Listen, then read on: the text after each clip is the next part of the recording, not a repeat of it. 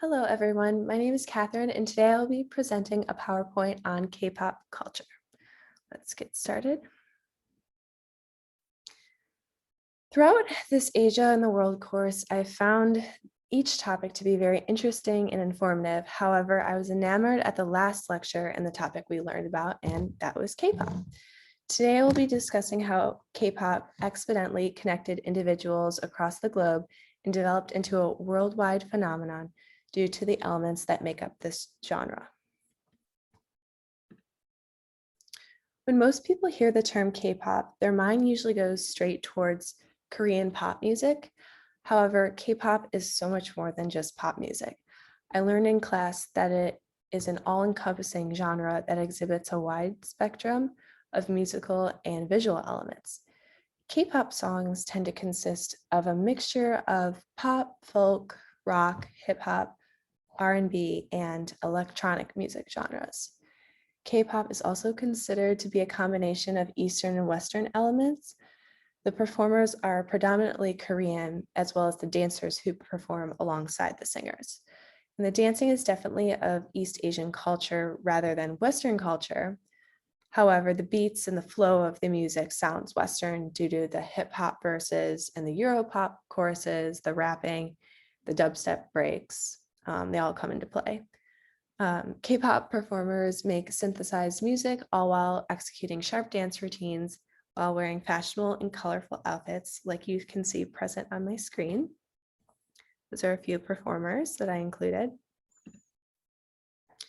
And K-pop music is it's present at major music festivals such as Coachella. And there are also American and British artists collaborating with the Korean K-pop singers who will perform together and have sold out stadium tours across the entire world. Before K-pop, Korean pop music was targeted at an older generation who had always listened to a genre with a 2-beat rhythm called Korean trot. And this music was developed in the 70s and the 80s. And the younger crowd in Korea listened to foreign music to get their appeal of pop music. However, in the year 1992, a TV talent contest thrust K-pop into the limelight when Seo Tahi and the boys performed with a blend of hip-hop, rap, and Europop, but they were singing in Korean. The public was infatuated with this, and therefore their music exploded on the charts. Korean artists started dabbling with these musical influences, and K-pop eventually started to expand over the course of Asia.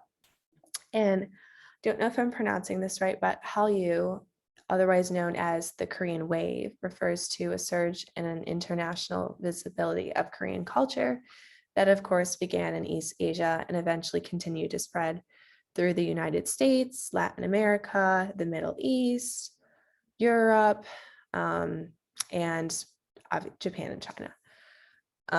But this consists of two forms of media: K-drama, which is television serials, and K-pop, which is pop music, as we know. It's easy to share online and spread throughout the world with not a lot of effort due to the communications we have with technology nowadays. Here's some diagrams. In 2012, Psy's song Gangnam Style went viral and held the top spot on YouTube, and was also the first video to ever exceed 1 billion views. This was considered to be a very historic moment for Korean pop due to the fact that this was a worldwide phenomenon and was continuing to spread like wildfire. This also proved that a song could go viral even if most do not understand the lyrics due to language barriers.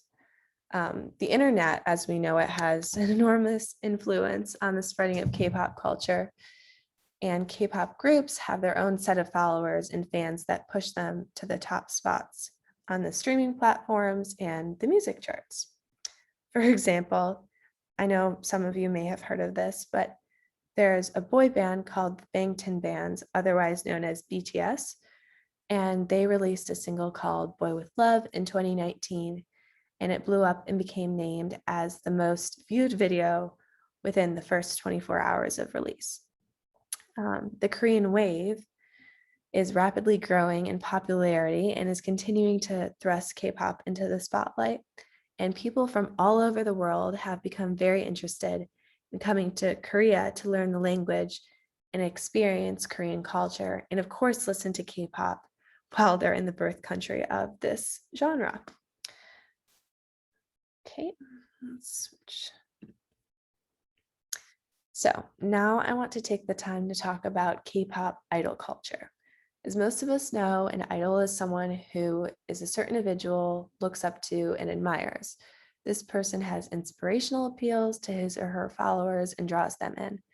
There's a process of becoming an idol, and it is not easy as you might think. First, the individual has to go through a very rigorous audition process where they must go to specific locations that may be far from their hometown. When they arrive, they must showcase their musical, vocal, dance, and other special abilities that have the potential to stand out amongst others. Being Korean is definitely a benefit of the audition process because they're usually looking for someone who looks like an ideal Korean idol material. And that could be somebody who's taller than the average Asian, as well as having a lighter complexion and overall being good looking. And those traits will help push you farther. And you will most likely have to move if you're serious about pursuing your dreams. And this can be a big sacrifice for certain people due to living situations and financial problems. Um, After the audition period comes training. Training has to be done for at least 12 hours, and you have to be noticed and stand out amongst the other trainees that are present within these workshops.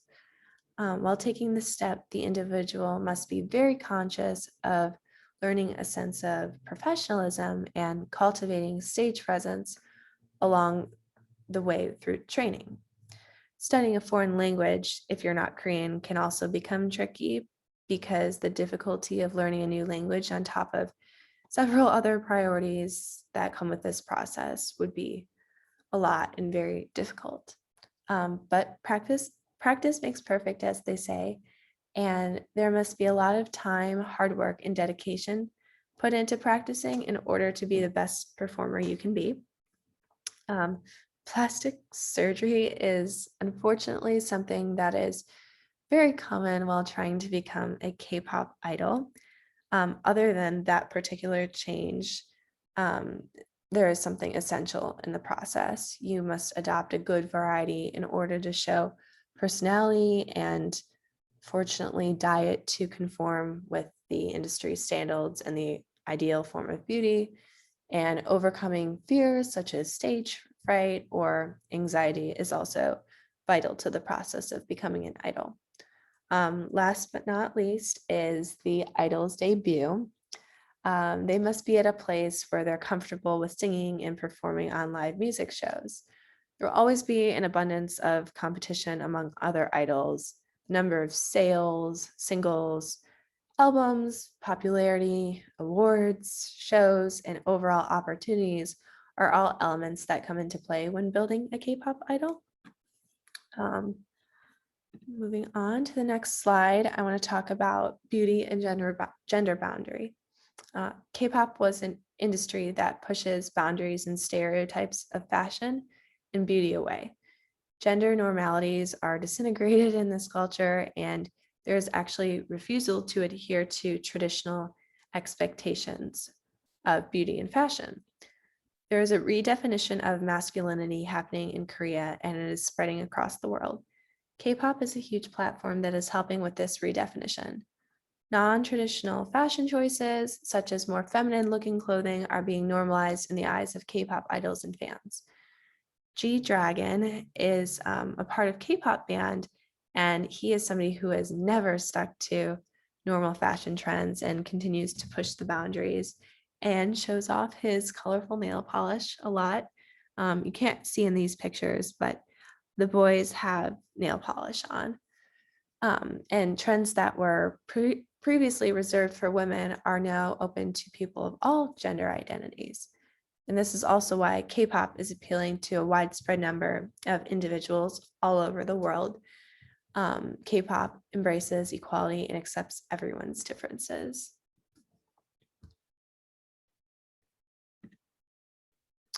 With K-pop, there actually comes different types of fans in the fandom, and there is a widespread love of K-pop that exploded all over the world and therefore has become a very diverse fandom.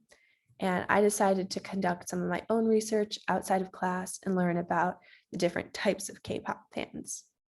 And the first type of fan I learned about is the sasaengs. These fans struggle with the concept of privacy, and they tend to break in, steal, and even hurt their idols just to be close to them. This is a kind of sympathetic attention, and that they are yearning for just attention from their idol. They're obsessive, and they often land themselves in situations that are harmful to them as well as their idol. The second type of fan I learned about is called the mothers. And these fans are true supporters who have been present from the very beginning of the idol's stardom. They exude love and a sense of caringness when it comes to supporting their idol. They are proud of their idol like a mother would be of their child. And fetus fans are grown fans who refuse to accept that their idols have grown up too. They're nostalgic, but tend to only live in the past or earlier times when they started to support their idol. Creative fans are fans that are artistically talented, love to make fan art and honor their idol. And loyal fans are here to stay. They are often referred to as stans or super fans, and they're loyal to their idol and their idol only. Their idol is pretty much the center of their life. So how people connect through K-pop. This pretty much brings it back to my original thesis, but throughout this lecture, I've explained that many elements that make up K-pop. And all of the elements that I've explained have connected to people from all over the world. And the spread of K-pop to other countries other than Korea has established a fandom with people of different genders, sexualities, races, languages, cultures, and backgrounds. People are able to connect and bond over their love of K-pop and the different idols that are present within this widespread global phenomenon genre. So thank you for listening to my presentation today. I hope you found this information to be useful and informative in explaining the elements that make up K-pop or make K-pop a worldwide sensation. Thank you so much. Enjoy the rest of the summer.